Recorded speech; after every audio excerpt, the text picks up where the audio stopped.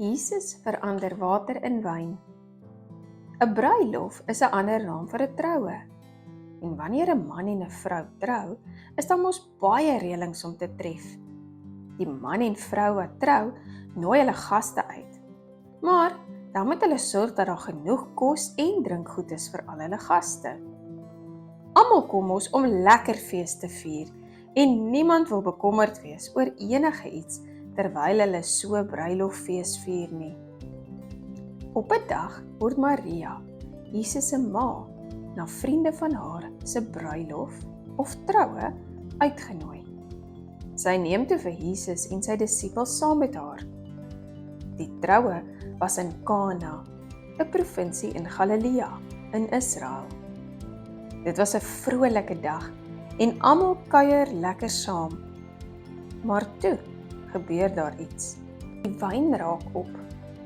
Maria kry die bruidegom baie jammer en wil hom baie graag help.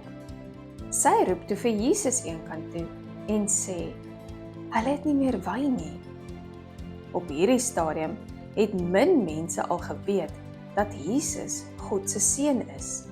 En hy het geantwoord, wat kan ek doen? Dis nog nie my tyd nie. Maar Jesus se ma het na die kelners gedraai en vir hulle gesê, wat ook al hy vir julle sê, moet julle doen.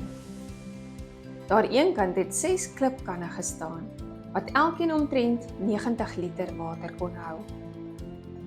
Maak hierdie kanne vol water, het Jesus vir die kelners gesê. Hulle maak toe dadelik die 6 groot kanne propvol water. Toe sê Jesus vir hulle, skep nou daarvan uit en gaan gee dit vir die hoofkelner, wat die seremoniemeester is. Toe die kelners dit doen, sien hulle die water het in wyn verander. En toe die seremoniemeester dit proe, roep hy die bruidegom nader en vra vir hom, hoekom het jy die beste wyn tot nou toe gehou? Mens gee mos gewoonlik die beste wyn vir jou gaste heel eerste.